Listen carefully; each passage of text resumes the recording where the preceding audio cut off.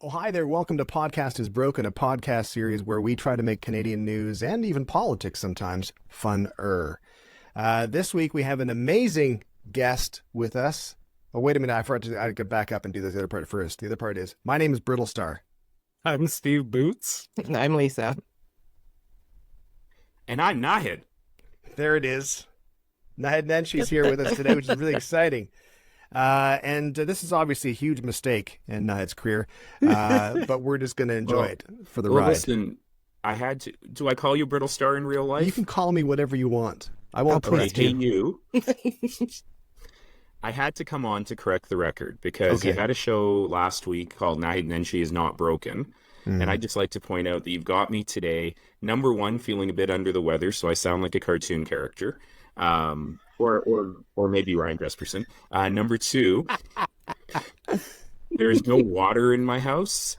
And so we've been dealing with that whole situation. And number three is the great public servants finally came to fix it. So as we're talking, there is massive machinery going out right over my shoulder. No, so this is going to be fun. No, that'll be great. I thought we had like no water in your house by design. And we were kind of using it as a character building type of thing. I've got no water, man, like Gurdeep Pander. I've pretty much got serious first world problems, and I'm tired of flushing my toilet with a bucket right now. Well, I think the rest of your family probably agrees as well. We're learning about his toilet right out of the gates. Right out of the gate. That's where we're at. Right into the toilet. So this week I want to talk essentially about what's the deal with Alberta.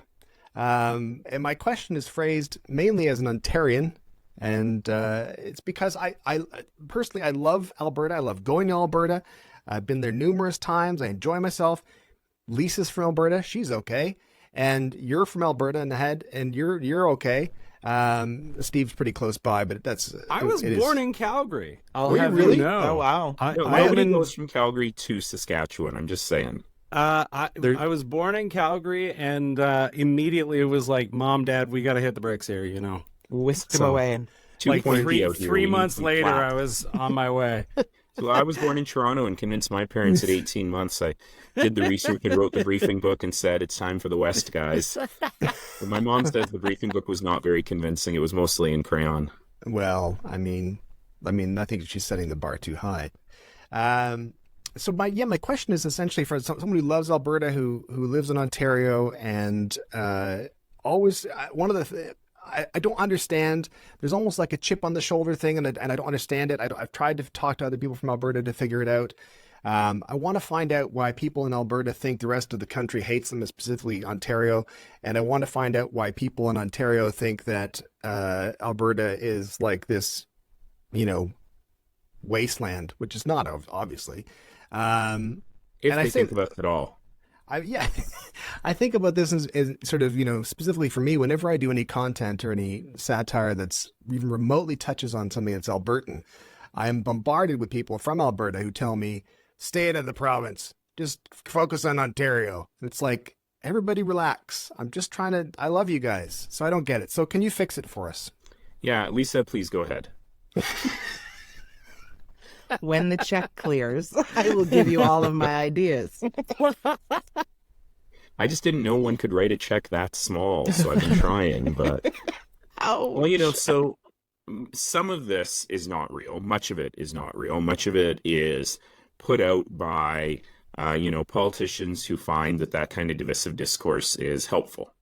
But some of it is real, and some of it is deeply rooted in the history of the nation. For a long time, the West was really seen as the source of resources for the enrichment of central Canada, as were the Maritimes and the Atlantic provinces. And that's gone on for a very, very long time. Everything from railway rates to how resources were allocated to where the value-added manufacturing was placed. And honestly, it still goes on a little bit to this day. I remember when I was mayor, speaking with the prime minister at the time. Well, I guess he's still the prime minister. I'm not the mayor anymore. But basically saying, look, Toronto and Vancouver are full. Housing is out of control. The unemployment rate's really low. So how about you have this suite of trade commissioners around the world? You should be selling Calgary and Edmonton. We could use the development here. And when you're trying to lure Google to Canada, lure them here, right? But He's a nice enough guy, and he understood what I was saying, but the entire infrastructure of how the federal government works just is not built that way. And so there is a bit of this, which is still true. And, I remember once saying to said Prime Minister, here are all the things we need for Calgary to recover. And he looked at me and he said, now this is going to sound bad, but it isn't bad, actually. He said a very smart thing. But he looked at me and he said, so right now I've got, at the time, 2 seats in Alberta. And if I do all of these things for you, how many seats will I have in Alberta? And I said, maybe 1. But he said, but then I started on my pitch for why this is important. I said, look, if Alberta's economy doesn't run on all cylinders, if Calgary's not running on all cylinders, or Edmonton's not running on all cylinders, you never balance the federal budget. This is where all the money comes from. And he said, you don't have to tell me that. It's an easier thing to say to me simply what I believe, which is we have to help everyone in Canada because it's the right thing to do. But despite those feelings, that's not always the case. And our politicians in Alberta have not helped matters by always going to the we hate Ottawa place in order to gain short-term popularity. So, at this point, I'm kind of inspired by Peter Naheed. And here's a little factoid to put into your heads. Danielle Smith and I went to university together. We took one class together. And the professor was Peter Naheed. But I remember, I didn't know him well, but I knew him a little bit, and I know his family quite well. And I think they'd be very uncomfortable, by the way, with this version of the conservative movement that's in power right now. But the thing about Naheed was he was a fervent fighter for Alberta. There's never been anyone more effective in fighting for the interest of the West and for Alberta in particular. But he did so by making deals. He brought home deals, including a constitution. And for the last many years, we haven't really seen government here that's interested in making deals. They're interested in fighting for the sake of fighting. And so I think that's the challenge you see. And I always think about this and go, the average person in Toronto probably doesn't think about Alberta at all. It's not that they hate us. They just don't think about Alberta at all. And, that makes us feel like, hey, we're really important. You should be thinking about us more. But it's sort of like the rivalry between Calgary and Edmonton. Edmonton is very concerned about what Calgary thinks of it. And Calgary vaguely sometimes remembers that Edmonton exists. That was just for you, Lisa. But It's been nice talking to y'all. See ya. By the way, Lisa, did you see my little tiny meeting that I had in Edmonton last week that turned out to be a bit crazy? The wee meeting? Yeah, I may have seen 1 or 2 pictures floating around. Little tiny meetings. But did you see I touched a Connor McDavid jersey? Oh. It was and you didn't thing. melt? Well, it was a bit worthy of Brittlestar, if I must say. I'm going way off topic here, but I must tell you this. I thought it was really funny because I was practicing a line. I had a meeting that morning with some Edmontonian people, and they were like, how will you represent all of Alberta? And I said, well, I'm never going to wear an Oilers jersey, but I'll show up for Edmonton. And I was in a kind of a law firm with a big connected Edmonton guy, and he's like, well, you have a jersey, don't you? And I said, no, the only reason I would ever have an Oilers jersey if I lost a bet. And I've never lost a bet because the Oilers won a series before. And that wasn't the right thing to say. No.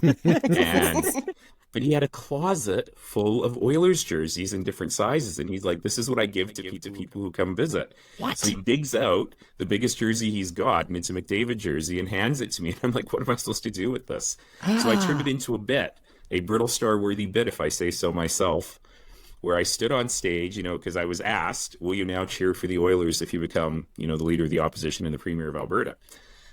And I reached off stage and grabbed this jersey and I said, listen, there's something no one knows about me, and I'm telling you now. I have always been a diehard Oilers fan. I mean, I grew up in Calgary in the 80s. How could I not be a diehard Oilers fan? I bleed blue and copper. And I'm going to show you. This is my jersey that I've been wearing for years. It's well worn. I wear it every single time I want the Oilers to win. And of course, it had the price tags on it.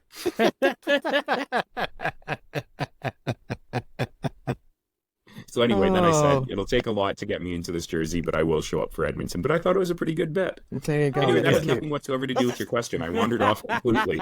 This is what we do. We go everywhere. So it's just an inability to focus on an answer is where using Alberta's got problems. Is the idea? No, I'm That just- may be part of the that problem. might be So, part of it. No, I do have. Yeah, go ahead.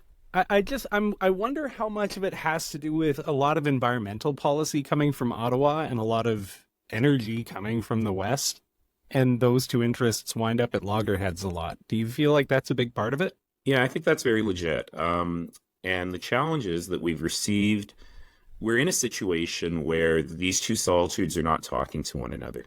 So, before I decided to run, when I was able to be a little saltier, people would ask me, what should we do to resolve the problems between Alberta and Ottawa? And I said, the number one most important thing to do is get Premier Smith and Minister Stephen Guilbeault in a room together and then lock the door and never, ever open it again. So the rest of us can actually get to work. Fight it out to the death. Well, just leave them there. So that the rest Two of us can actually do politicians the enter, job. one politician leave. No, I mean, No- let me no be very politicians. clear. 0 of them should leave because neither of them are being particularly helpful. Guilbeault is eminently pokeable and he always takes the bait, and Smith cannot prevent herself from poking at him. Mhm. So a really good example of this is the clean electricity regulation, where Ottawa wants a net zero electricity grid by 2035. Now, this will be easy to achieve in 7 out of 10 provinces. The other 3 provinces, it's almost impossible to achieve. And so Premier Smith actually has got a really good point where she says, number 1 is we need more time. Number 2, we need a little more funding. And number 3, the technology hasn't quite caught up to where we need it to be for our grid here in Alberta. But instead of saying, so we can do it by 2040, she just insults the federal government and yells at them. Same thing next door in Saskatchewan, right? And no work actually gets done on negotiating a deal that works for everyone.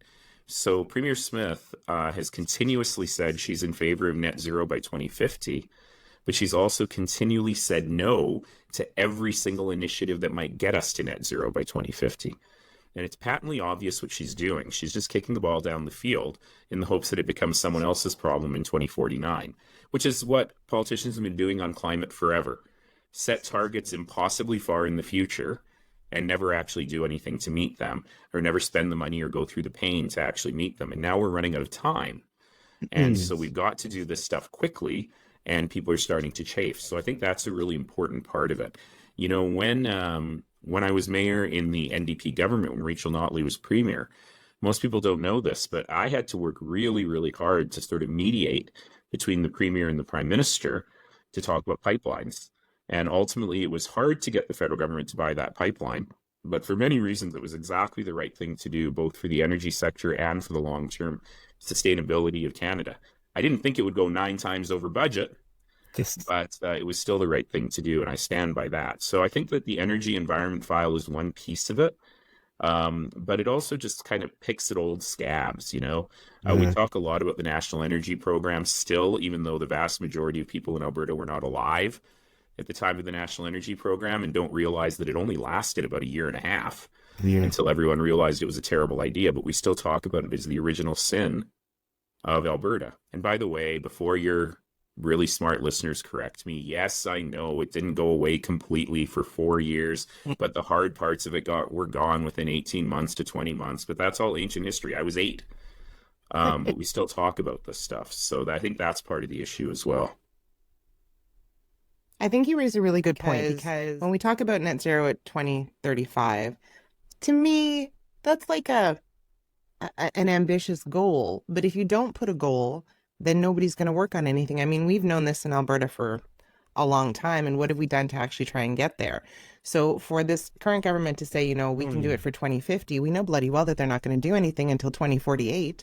And that'll be somebody else's problem. And then they'll go, we can have it done by 2070. You know what I mean? Yeah, that's and exactly so right. There's that negotiation that I think is missing, because Alberta ego sometimes, right? And whatever's happening in Ottawa, those conversations aren't happening. And it's to the detriment of Albertans, I think, at this point. And, even the energy sector, the energy industry is actually way ahead of government on a lot of this stuff. Every large oil company has also said they'll be net zero by 2050, but they're trying to set interim targets. Now, the challenge is that a lot of that is a lot of eggs in the one basket of climate capture, utilization, and storage. And for some reason, the premier, who is not, shall we say, the deepest of thinkers all the time, has gotten really excited about hydrogen. So you may have seen her this week. She did three interesting things this week on the Climate File. Number one is she went and talked to a conservative committee in Ottawa in Parliament, and she called the carbon tax immoral and inhumane, ignoring the fact that her own tax on fuel is going up by more than the federal carbon tax on the same day on April 1st. I got to fill up. That's the day after tomorrow. Which is her birthday, by the way. Happy birthday, that's Jenny. Right, it is her birthday. But the reason she used those two words, if I can blow my own horn a little bit, is because she's trying to take the power away from them, because I've used those words to describe her government. But nothing is immoral or inhumane about the carbon tax. There is a lot that is immoral and inhumane about this government. That was number one. Number two is when she was asked, what about interim targets between now and 2050? She basically rejected the concept out of hand and said, there aren't any. And number three is someone's gotten in her ear on the issue of hydrogen. I'm not suggesting that hydrogen is not a major part of our economy going forward. It needs to be, and it needs to be a part of the environmental solution.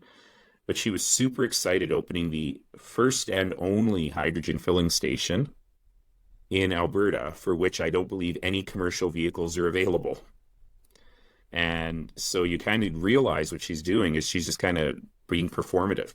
She's kind of saying, oh, this stuff is important, but not actually putting any time, money, or effort behind it or understanding what it'll actually lead to. I don't think the moratorium helped either. And then all the conditions that have now been put on it now that they've lifted the moratorium, right? And that, to me, is also performative, is to say, hey, we need to get back together and figure out what's going to be beneficial for 6 months and lose out on major investments, and then come back and put all these restrictions on any future for renewables. So what do you think about that? Yeah, so Lisa's referring to the moratorium that was announced just out of the blue last fall on all renewable projects in Alberta. It will surprise listeners across Canada to know that Alberta is by far the largest place where renewables were being built and invested in the country. So we estimate that scared away anywhere between $30 and $300 billion of investment. And it was really random. There was no consultation. No one knew who asked for it. And the premier flat out lied, because she said, first of all, that the rural municipalities had asked for it, news to the rural municipalities. Then she said that the regulator had asked for it, and the data came out that showed that the government told the regulator they were doing it prior to the regulators asking for it. And so it was ridiculous. And then when it came out, the renewables industry is putting on a brave face and saying, look, we can work with this. But it is pretty dumb. You can't have a windmill within, 35 kilometers of the eastern slopes of the Rocky Mountains? Mm-hmm. But you can have a coal mine there. You can't have the windmill because it destroys the view. And that's literally, we're being governed by a cartoon character at this point. And, that is, I can be mean about it, but that is actually scaring away serious amounts of investment. And it's making the ability to get to a net zero electricity grid further and further away, which is a very serious problem. So I've got a related question that's a little bit more sort of policy specific. I'm curious where you stand on the energy market system in Alberta as it is right now, where it's sort of open season on electricity prices and they've been skyrocketing. Yeah, so I'm going to answer your question with one little caveat before we go much further. And my little caveat is that although it is absolutely killing me because I'm really a policy wonk and I want to get deep into details of things, I keep having to remind myself that I'm running for leader of the opposition and not for premier at this point. And who knows what hell the UCP will wreak upon us, or, if I'm being charitable, what they might fix in the next 3 years before we actually get into an election. So I'm not getting into detailed policy at this point, though as Raki Pancholi, who was getting into pretty detailed policy, dropped out and endorsed me this week, and she did an interview with our favorite deep-voiced podcaster, and she said, if you never have to doubt that if someone's got policy chops, it's Naheed Nenshi.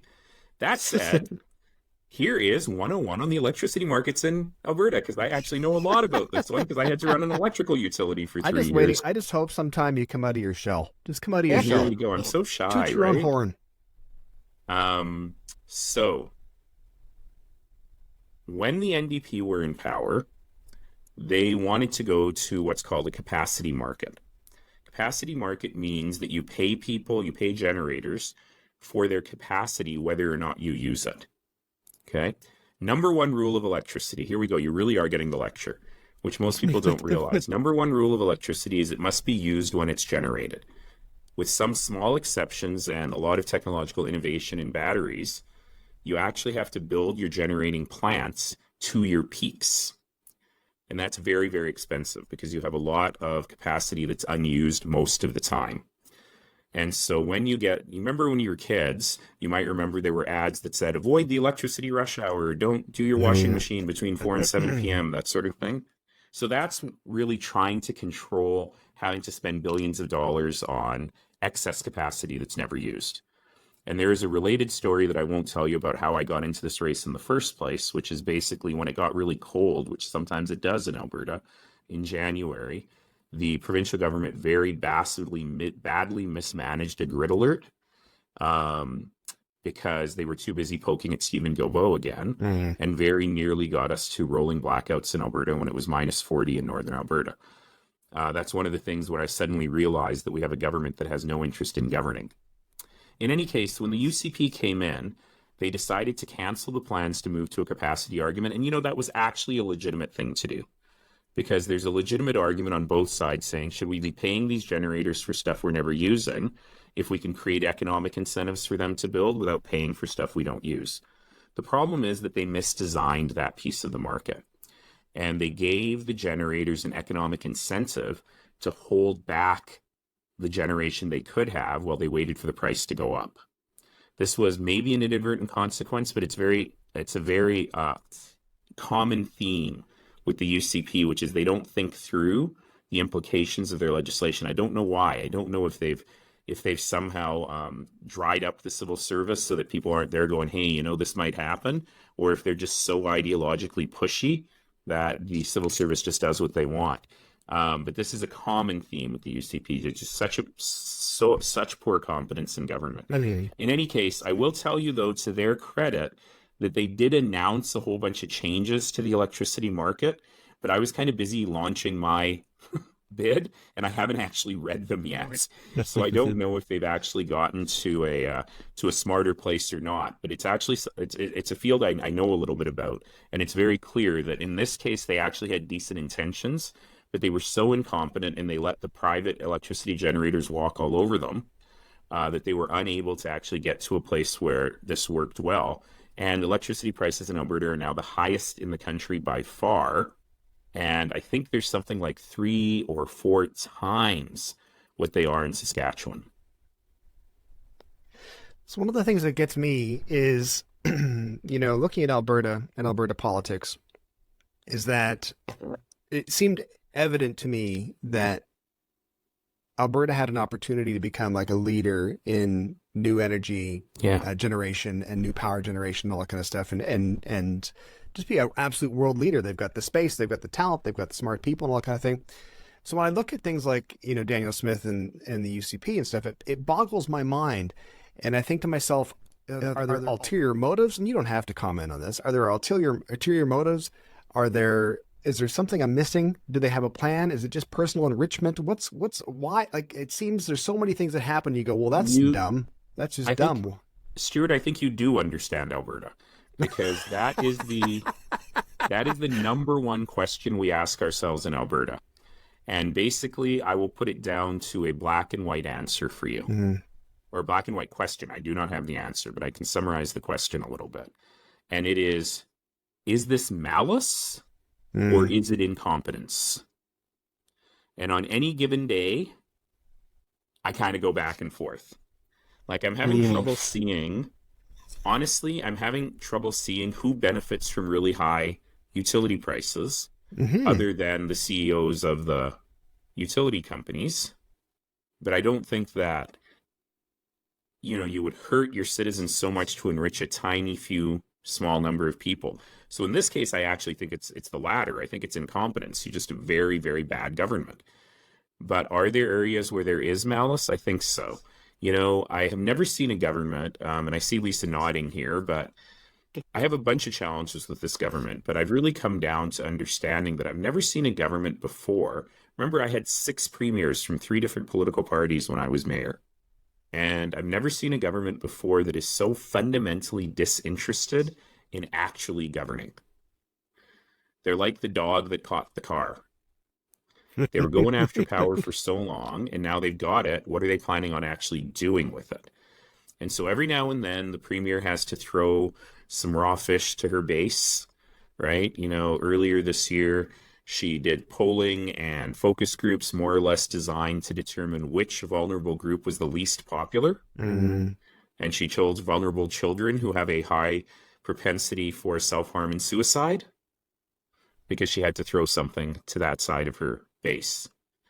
And here's the thing on that front. I care very deeply about the rights of every human being on this land and how everyone deserves a life of dignity. But here's the other thing. It doesn't really matter to me what you think about trans rights. Mm. What matters to me is that if you believe that demonizing children who already have a high propensity towards self-harm is a policy that any ethical or moral government can do, then you've got a real problem with thinking about the community you live in. And that's immoral and inhumane, not the carbon tax. I mean, I don't envy you at all. I don't envy you. I mean, are you sure you know what you're doing? No. You had it so cushy. I don't. You were the mayor. Everyone thought you were cool. You could talk to anybody you wanted to. You were hanging out with people all over the place. And then now you're like, you know what I'd like to do? Get back in that mud. And you stripped off the Band-Aid in a really important way for me, right? Because, look, I loved being mayor. Mm. And I'm not shy about calling myself a politician. A lot of people say, I'm not a politician, I'm a public servant, right? No, I was a politician. But I also love cities. Mm. And so my first political job was, I thought, the best political job I could ever have. And in the 2.5 years since I've been retired, I've actually created a pretty good life for myself. Mm. I am working in Canada and around the world, helping people build community. I'm doing a lot of political commentary, so I may not be in the room where it happens, like in Hamilton, but I'm adjacent to the room where it happens. I hang out with cool people. I make more money than I did as a politician. But I'm also an Albertan, and I'm really deeply concerned about where this place is going at a pivotal time in human history. And so I had decided, I need to get more engaged and more involved, even though I've never thought of myself as a partisan, even though I wear purple every single day. You can't see my purple socks on this angle, but I would help out a little bit behind the scenes. And enough Albertans have been saying to me, look, Naheed, you have a very limited set of skills. There's not a lot of things you can do, which is true. But the one thing you can do, friends. The one thing you are good at is trying to call people together to a common cause and try and build them up above the muck that they're living in now. And, I was really nervous because you guys talk about politics all the time, right? But I was really worried if I jump into this and I jump back in again, there's a bunch of things I was worried about. What would I be like as a partisan? Mm. How will I manage not trying to find the common ground on everything, right? But the one thing I was most worried about is that my style of politics is completely out of style. Talking to people about things like kindness and empathy and looking after one another is just not what works in politics right now. You go after the base and you make people angrier and angrier and demonize the other side, especially in partisan politics. So that's what I've been really worried about. But ultimately, I just said, you know what? It's bad. Mm-hmm. But it's possible for it to be so much better. And the best thing about the last 2 weeks, so you guys have seen that the last 2 weeks have been nuts. Right. And I need to tell you, this was not my plan. Like some people think that I waited until the last minute to jump in because I had already developed this massive movement. Just swimming around, fin out of the water. Exactly. Boom. Right. I wish I were that organized. But, we knew that we would appeal to some people, but the numbers of folks who have signed up is just crazy. We had a gimmicky little site that I thought, we still have a gimmicky little site that I thought was gimmicky, endorse.nenshi.ca, where we invited people to upload a little video or a text message about why they were supporting me. And my team said, it would be really cool if we could have 1,000 of those over the course of the campaign, because they had a visual in mind of these things starting to fill up a screen. Sure. Right? And they said, let's see if we can get 1,000 in 6 weeks. Well, in 2 weeks, we released the first iteration of this. There's 6,000 of them, which is almost as many members as the NDP had active when they launched this campaign. And those are people who took their time to think about what they wanted to say. I'm told if you want to, I have not read them all, but I'm told if you want to scroll through that page at the average reading speed, it will take you 3.5 hours to read them all. But I have read some of them. And yes, some of them love me, and some of them are really excited about this handsome face being back in politics again. That's not true. None of them say that. But what most of them are saying is the thing that we have tapped into, which I wasn't, I guess I kind of in my subconscious mind knew that we might be doing this, but certainly I didn't think it would happen. What we have tapped into is a real sense among people that they've been talked down to by politicians for so long, that they've trained to be angry and divisive for so long. And my jumping in has just given people permission for a minute or two to actually dream of a better place. Because here's the thing, Alberta is an exceptionally special place. We're blessed with abundant natural resources, but we're also blessed with some of the biggest minds and the biggest hearts anywhere in the world. The smartest people working on environmental policy work in Alberta, a lot of them in the energy sector, because that's where the problems are the biggest, and we have to try and solve them. But our governments have just been saying to us, provincially, federally, even municipally a little bit, we just got to hang on to every crumb we've got. We got to be really defensive. We've got to be scared of opening ourselves up to change and opening our minds and our hearts and our arms to newcomers and people coming here and new ideas and new ways of thinking of things. So what's been incredibly exciting for me over the last 2.5 weeks since I launched is the number of Albertans who've come to me and said, finally, we have something to hope for. So, my slogan is for Alberta, for all of us. And when I wrote that, I thought that's how I would say it, for Alberta, for all of us. But what I've learned is the real power of this is that little tiny word for, F-O-R. And so many people have told me this is the first time in a long time that I felt like that I'm for something. Instead of being against something, instead of being against Ottawa, against environmentalists, against newcomers, against the energy sector, against LGBTQ people, against each other. And I didn't realize that that would be what I'm tapping into. But if I can be the conduit for that, then that actually gets very exciting and very energizing. So I've seen lots of that energy in the cities. Like obviously you're modestly popular in Calgary from here time to time.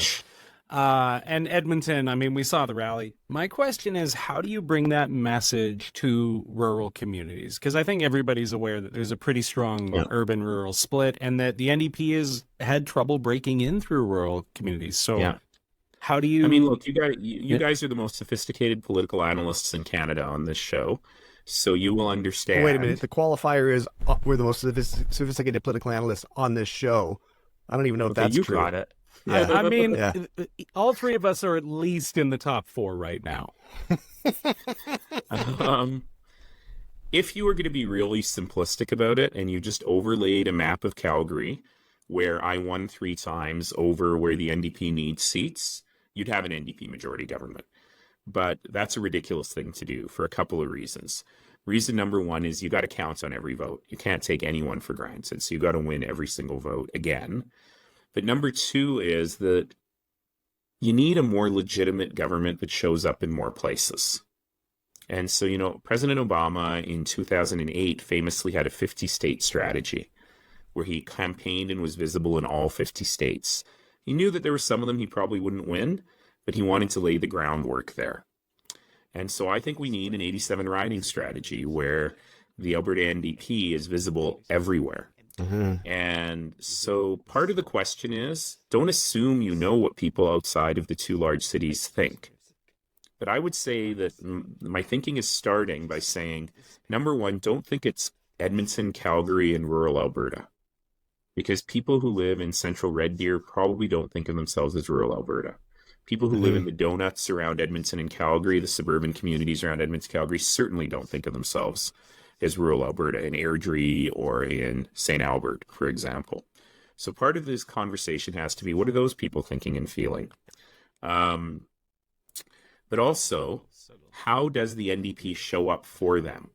You know, I've spoken to innumerable former NDP candidates who basically say, you know, I ran in XYZ place in central or northern Alberta, and the party just kind of treated me as a sacrificial lamb. They never supported me in my campaign. They were never there helping me out. So we've got to be able to show up in all of those places. But I will tell you that I did not have packed to the rafters Alberta Sports Hall of Fame in Red Deer giving me a giant standing ovation in week 2 of my campaign on my bingo card. So I also asked, you know, we've signed up. I'm really excited because we've signed up an unbelievable, I'm not allowed to talk about the membership numbers. That's confidential. But I can tell you that we've signed up an unbelievable number of campaign volunteers. When I ran for mayor in 2010, it was like a 6 or 7 month campaign. And by the end of the campaign, we had 11 or 1,200 volunteers signed up. And no one had ever seen that many volunteers on a municipal campaign before.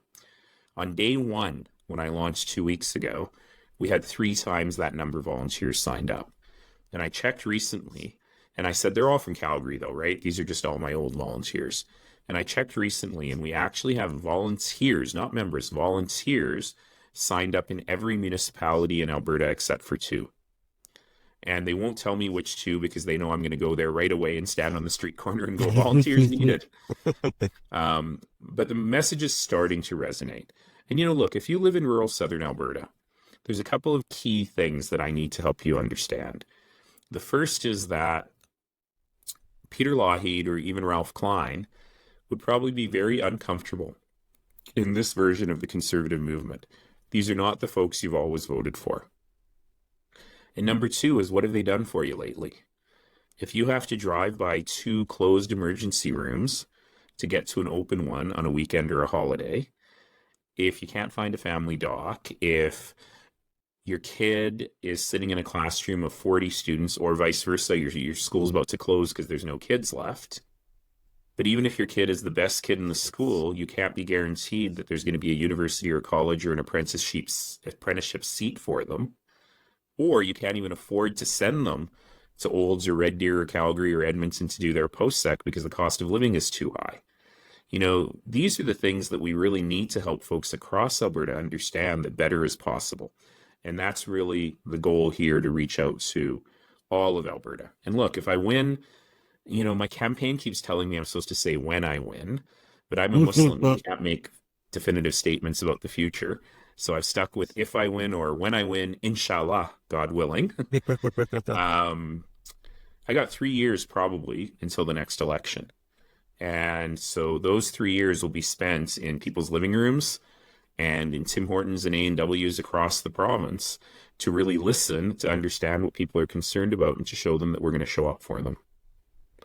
You know, it's funny, you had mentioned that people suggested that you had planned to do this big comeback, and that's in that you were sort of lying in wait to do it. And I know that you're probably not a guy who likes to have a good few drinks on a bender on a weekend. It seems more like that kind of a decision to me. It seems more like, you know what, you're watching the news or looking at your phone going, it's time to get back in the ring. And I'll tell you a little bit about what happened, which is that for some months now, probably my campaign manager says he started on me last August or September, and I just continually laughed him out of the room, right?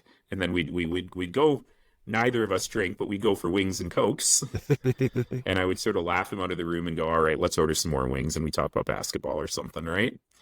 But he was sort of pinching away at me for a while, and I just kept saying no. And in fact, I said to him, listen, I will get more involved though. I can help write policy. I can be a surrogate, maybe even for a candidate going forward. Let's figure out who the best candidate who's running is. And there's some very smart, very capable people running, and in particular, 4 very smart, very capable women running who've all been MLAs. And I said, I don't need my big clown feet getting into this. They know what they're doing, and we can help.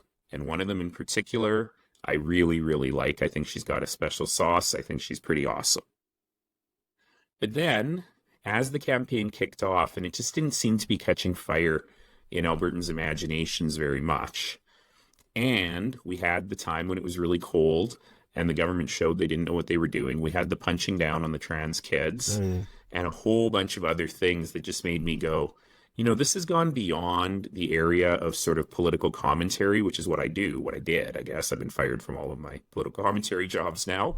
But, this has gone beyond, this is just a government that is not good. This is a government that has actually become dangerous. And so that really was the point at which I realized I might actually have to play a role here. If you've ever heard me speak in the last 11 years, you've learned one Sanskrit word, and that word is seva. Seva means selfless service. And I spend a lot of my time talking to people about community service and how they need to get more engaged, and how the Venn diagram of what you're passionate about and what you're good at, where those two things meet, is where you should be living. And so I thought to myself, you know what? Maybe I actually need to shake things up, because we cannot afford a 2-election strategy for a new leader to be able to come in, show her chops, lose an election, and then come back and win the next election. We just can't afford that in the province or in the country anymore. So that's when I started thinking about it. But then I thought, you know what? I've never belonged to a political party unless I joined to, help a friend win a nomination or something in the past. And I voted all over the place. Can I see myself actually in a political party, and particularly in this political party? Does purple go with orange? And so I thought, well, you know what? I'm not going to make any rash decisions. And I had a big contract. I was doing CBC Canada Reads, which is the most fun thing I've ever done, except I was busy thinking about campaigning every time I got off the air. And so I thought, well, I can't launch until after Canada Reads regardless. So why don't I spend this time and talk to people? And so I talk to people in every corner of the province, and I hate talking on the phone. I'm sort of a millennial that way, even though I'm much older. But I forced myself to do it. And I talk to people across the province, NDP stalwarts, and people who have never put an X next to the NDP in their lives. And I talked about my own values and what I believe in and what the party believes in and what the folks are willing to do.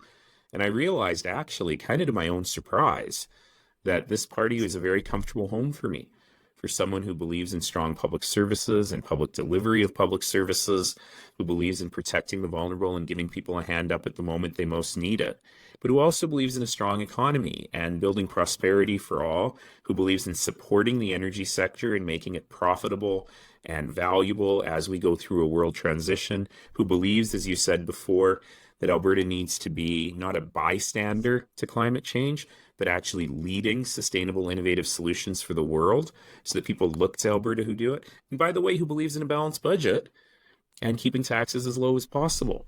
And I realized that it's not about changing the party to that. That's not about the center.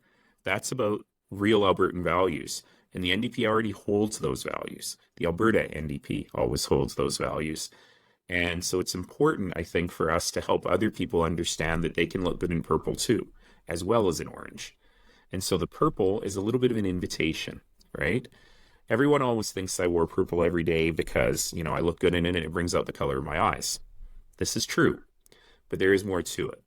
The next level of it is people say that the purple is a mix of liberal red and conservative blue, and it's calling people to what I call the muscular middle. It's also mostly true. But the deeper meaning of it, right? The deeper meaning of it is that, and I know I'm stretching the metaphor to its very limits, but the deeper meaning of it is that the purple invites people to give up their identification with their clan or their tribe. And it's an invitation to define ourselves by our common humanity. So I had to go online and try and order ties and pocket squares that were mostly orange with a bit of purple. It's harder than you might think. And one of them came and it was black and purple. I'm like, black and orange. I'm like, that's not purple at all. But the little bit of purple, the invitation inside the NDP orange, is really that invitation to give us a try, to come and take a look and see that we too share your values. And before you ask, I did Google, what do you get when you cross red, blue, and orange? Brown. It's brown. Yeah. I'm already there. Thank you very much. Thank you very much. I think, again, if I just say, provided you can get your confidence up, I think you'll be great. I think you'll not a problem at all. If I could only learn how to speak in front of a crowd. That's the key. If you once you get good at speaking, very limited set of skills. Strangely, that is one of them. Here's a question for you. So you had mentioned that you're approaching it with an unfashionable political slant of empathy and compromise, learning, listening, all that kind of stuff. And specifically referencing, that's not happening with Premier Smith. Currently, it seems like it's not happening, that's for sure.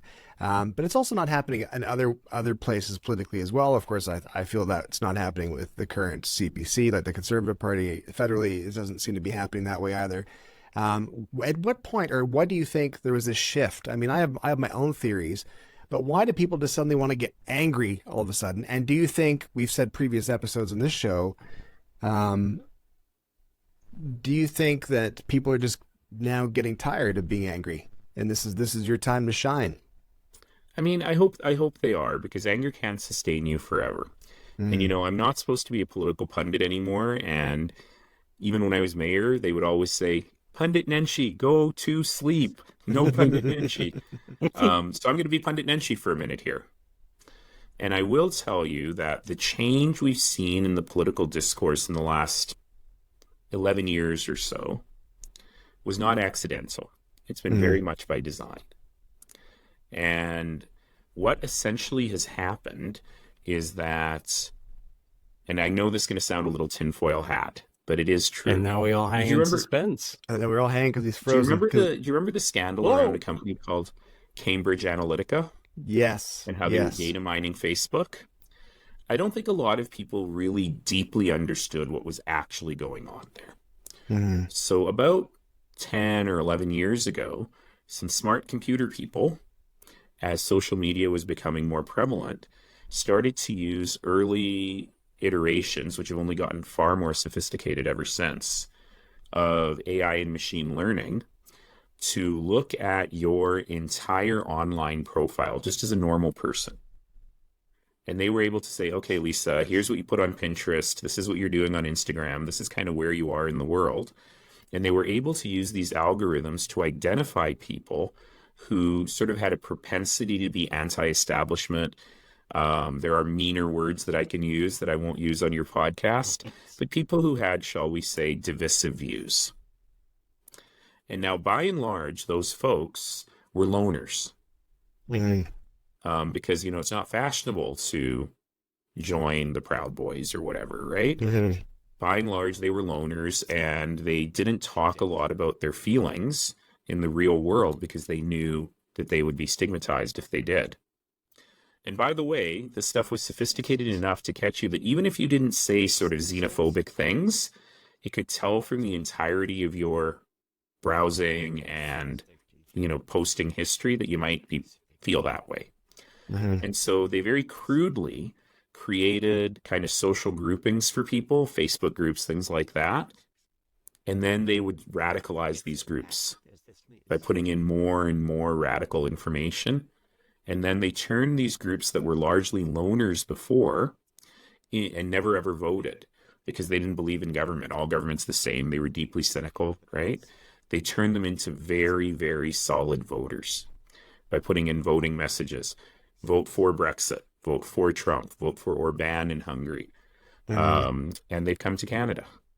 And so Pierre Poilievre at this moment, I would argue, is probably a little bit bemused that his popularity numbers are as high as they are, because that wasn't the strategy. The strategy was appeal deeply to this group of people who are always voters. Even if there's only 30% of them in the population, that'll be enough to get you a majority government because you'll have 89% voter turnout of this group. But now he's going to be and if the polls right now hold and they're true, he's going to get a majority with some other people than that. But holding that coalition together, ask a guy called Jason Kenney, can be very, very difficult. Mm-hmm. So, the way that I always use as a proof point for this is, if you look at a bottle of Coca-Cola in the United States or in Canada, it has a different formulation than every other Coke in the world, right? Everywhere else in the world, Coke is made of sugar. Mm-hmm. And in Canada and the US, it's made of corn syrup. Why is Coke made of corn syrup in the United States and not out of sugar? Anyone know? No idea. Corn subsidies. It's because Iowa votes first. Oh, right. Oh. And so in the past, we've always had great programs for seniors, for example, because seniors always vote. And now what these folks have figured out is that they can get this group of people who've been sort of anti-establishment to vote in huge numbers, and they're almost as powerful as the seniors bloc. And the funniest thing in my last week, which has made me laugh my butt off over and over and over again, is there's all these incredible pictures of me where you can't even see my bald spots, so I love them, talking to this group of people in Edmonton. And it's this massive standing room only group. I had to tell my team, I used to be the mayor, so I actually care about fire codes and safety. You got to close the registrations when you hit the capacity of the room. And so, there were 1,000, 1,200, I have no idea. There were a lot more people than there should have been in that room. And so we posted a few pictures, and then all of the conservative bots and trolls and the people who script them basically only have two things to say. There's only 900 people in that room. That's still a lot, right? But also, all of those people are very old and white. So here's the thing. Number one is, first of all, if you're in a room that's standing room only, aren't you going to give up your seat for the old people so they can sit in the front? Right? And there was a picture of the people seated in the front. Yes, they were a lot of older people.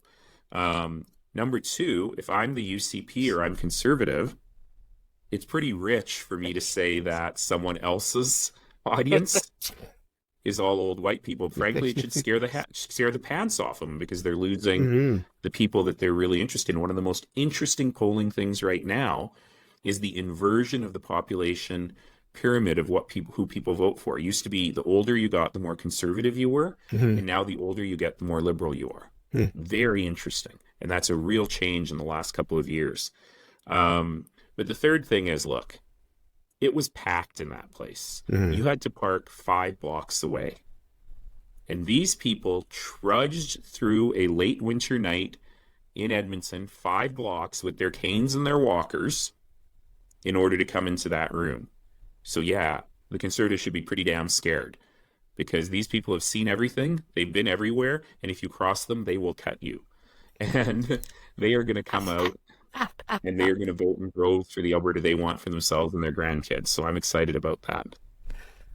And that is the end of Pundit Nenshi. That was good. But we welcomed him. I do have a question for politician Nenshi.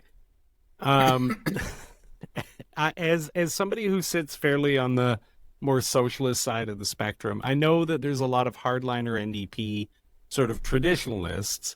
Yeah. And they're obviously going to question somebody who's new to the party and somebody who comes from a more sort of central background.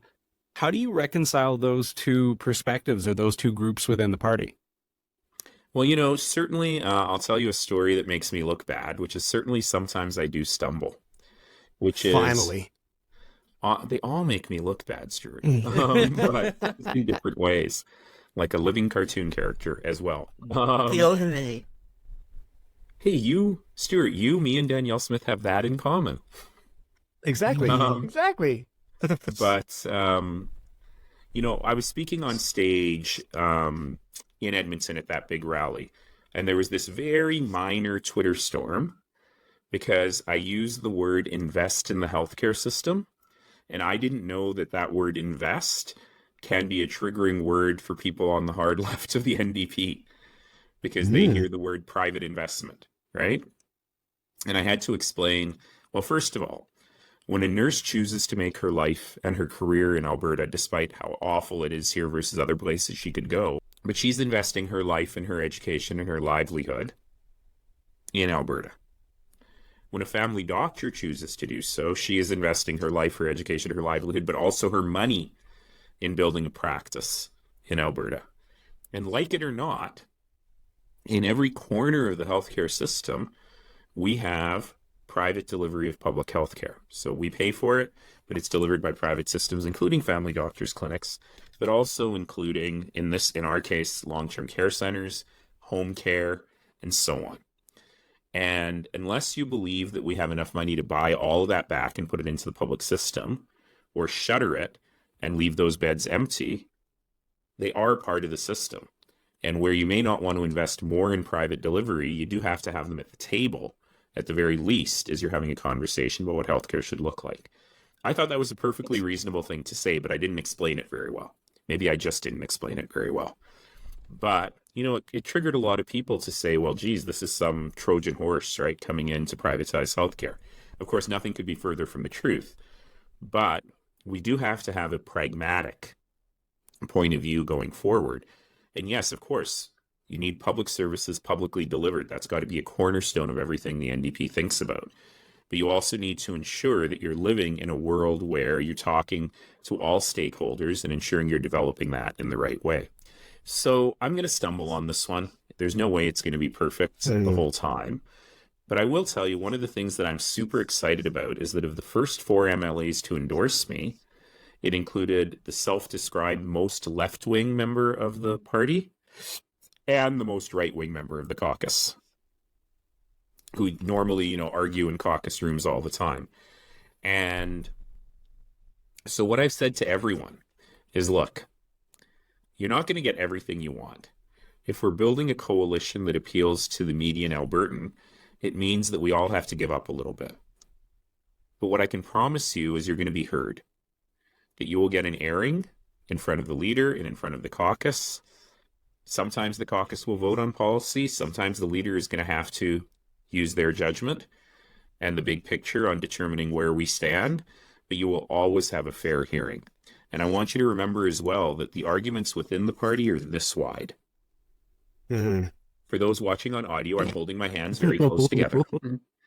But the arguments we have with the other guys are this wide. I'm now holding my hands far apart. And so don't let this little argument get in the way of the big picture here. And by and large, that's actually been, I think, a message that has really resonated with people in every corner of the party, with like 50-year New Democrats who were there when there were 2 MLAs or even before that, as well as with people who are brand new to the party. And building that and holding that coalition together is going to be hard. I'm not making any bones about how my sparkling personality will bring all these people together forever. It's going to be hard. But ultimately, we have to be able to defeat this government, and we have to be able to be in government to be able to accomplish what we need to do. We shouldn't be there just to try and shift the policy window, the Overton window left, and hope the PCs will become nicer. But there are no more PCs. The UCP is something else entirely. Mm-hmm. And so, maybe we need to be a little bit like the old PCs in terms of having, the political scientists call it a brokerage party. I really hate that term.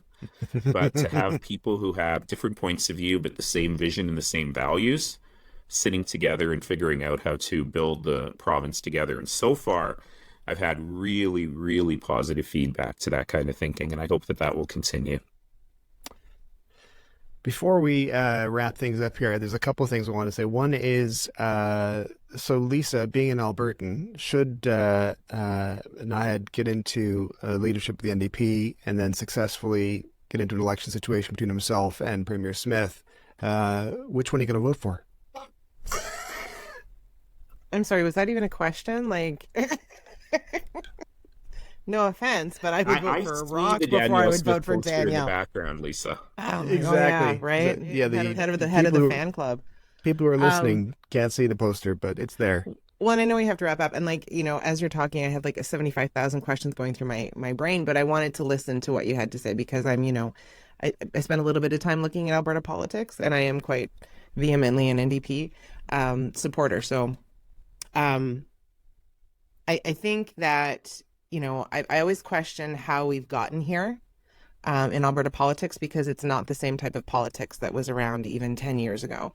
And I think there's a lot of factors, external factors that play into that. But even with the, and you sort of alluded to it before, even with the loosey-goosey with the truth of this premier, this government still managed to form a majority, right? And so I always question, and we've talked about it on the show before, Albertans are fickle. Albertans hold a grudge.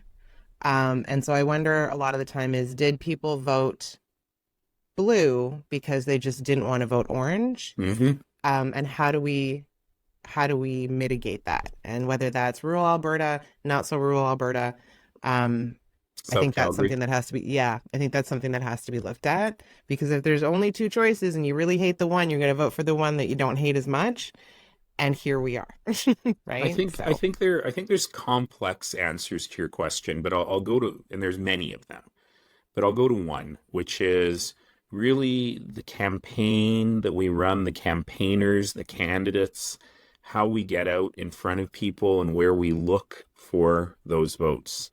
And if I have a critique of the NDP candidate campaign in 2023, it's that the path to victory was much too narrow. So essentially, the party needed to win every seat in which it was competitive in order to form a bare majority. And you never want to go into an election like that. So you got to spend the time. So I use Red Deer as an example. There's 2 seats in Red Deer that are held by 2 of the worst politicians ever, one of whom is the Minister of Health. And the NDP ran 2 great candidates in Red Deer, but if you talk to them, they will say that we were missing the issues that were important to the people of Red Deer and that the party didn't really support them in the race, right? So part of this is very political. It's about political strategy. It's about running campaigns. But part of it is about touching people's hearts and brains as well at the same time. And I think that's the critical thing we have to do, because the results of the 2023 election, you can read into them whatever you want to read into them. The UCP absolutely crushed the NDP on the popular vote. So it looked like it should have been a landslide for the UCP. On the other hand, if 2,500 votes had flipped in 6 ridings in Calgary, you would have had a majority NDP government. So in one way, the election wasn't close at all. In another way, it was exceptionally close. And so to me, there is some political strategy and data stuff here that we learned from that. But there's also a whole bunch of how we deeply connect with people in places where we don't even think we've got a good chance, but we have to be able to speak to those Albertans. Because at the end of the day, if the NDP had won with only 1 seat in Lethbridge and everything else in Calgary and adjacent and Edmonton and adjacent, how could they have been a legit government for the whole province? It would have been really hard. And so these are the things we've got 3 years to work on. Amazing. It dawned on me just right now. I think I know why some people who are not in Alberta in the rest of Canada don't like Alberta for whatever reason, or maybe have a thing that rubs them the wrong way about Alberta is the lack of provincial sales tax. So can you confirm right now that you will charge provincial sales tax so that the rest of Canada can go, see what it's like? No. No. You know what Lisa and I were just talking about? We don't have a lot, but we don't have sales tax. Listen, I don't complain about it when I'm in Calgary. It's fine. Here's my other question for you as well that I'd like to find out, if you do succeed in your ambitions and aims here. As listeners and Steve and Lisa know, myself and my wife Shannon were back in Calgary on the book tour. And after a show, we were leaving a pub, and I was walking ahead of her looking at my phone, and then she actually fell in the pub. She's fine. She was totally fine, but she crumpled to the floor like an old woman, and I just kept on going. And I blame the pub floors. Can we get your assurance that my wife will no longer fall coming out of pubs? Well, first of all, I heard that story when it happened, and I was horrified on many fronts. But I think the rest of the story was that the people in the pub helped her up, didn't they? No, they didn't. No, that's my point. That's my point. Her. They left her on the ground because she's had a good run. That never would have happened in Edmonton. I'm just going to say That is very un-Calgary. Well, exactly. Off the air, you must tell me the name of the pub. In fact, I think I know which pub it was on Stephen Avenue, right? Yes, exactly. A very large pub on Stephen Avenue with very nice fixtures. Lovely fixtures. And let me tell you, Jason Kenney's favorite place in Calgary. Oh, there you go. It all adds up. And I will tell you, list. also one of my favorite places in Calgary. So Well, I'm Okay, shocked. back on the list. Well, Shocked. I think it's just a general malaise towards old women that they have in Calgary, and they're like, you know what? She's Did had he a good just run. call Just his leave her. wife? Just leave he her. takes She doesn't great listen to anything I advantage of the do. fact Every that his time. wife doesn't listen to this podcast. I could say whatever I want, and I'm home free. It's fine. I feel terrible about that. I can't believe nobody helped her, so she just had to get up herself. She had to get up to herself. And you, meanwhile, exactly. are scrolling TikTok, walking down And I'm Stephen standing Avenue Mall. outside, looking, go, what's going on? Where is she? Where is she? Getting mad, probably. Exactly. He's just staring at his watch, being like, come on. Anyway, I feel so bad for her. Please apologize to her on behalf of the people of Alberta. Can we get her a sash? we should get her a sash. If you can deliver a sash Sash is the answer. or a Connor or a Edmonton Oilers jersey, that'd be Or fine. here's a deep Brittlestar cut. Or a $120 1988 shirt from the green room. That was very good. It was only $110. Paired so with a $110. $15 belt. Who taught you how to accessorize? I wore what they I didn't told know me. there were $120 shirts in 1988. I grew up in Calgary. That shirt I will costs listen. more than some cars. You know what the big kicker was? That's Is the true. A friend provincial of mine had a sales tax on $400 top of car. that He's shirt. buying a $110 shirt. Sorry, you were saying? Provincial sales tax. I was saying that the kicker was the provincial sales tax on top of that There you shirt. go. If I had purchased it in Alberta, easy peasy, not a problem. It's almost free. Okay, we're gonna finish up now because we would talk forever, and Thank you. I know you certainly could. I sure can. As well. But at the end of the shows, you may know and you realize that we improvise a theme song at the end of each one. You're welcome to use anything you want as an instrument. It could be your hands. It could be something nearby on a desk. It could be something behind you. It could be the leaves there in front of you. It could be anything. And it's a short theme, totally improvised. Lisa, what are you using for our instrument today? It's my little earbud container. I think it can make a nice little... That's Nice. pretty good. Steve, what are you using? I have a special surprise cooked up. Oh, that's right. Okay, I forgot. And Naheed, what are you using? I think I will vocalize. Oh, Okay. okay. You're As you I wanna said take- when we were off air, I belong to an a cappella group. I'm the Oh, fifth yeah. man of a four-man group, the one who can't sing. Well, this is going to be But great. with then. this That cartoon sounds- voice I've got right now, why not? Okay, I'll start the beat then. Ready? Okay, start the beat. Here we go. Podcast is broken. Podcast is broken. Podcast is broken. Podcast is broken. Podcast is broken. Podcast is broken. Podcast is broken.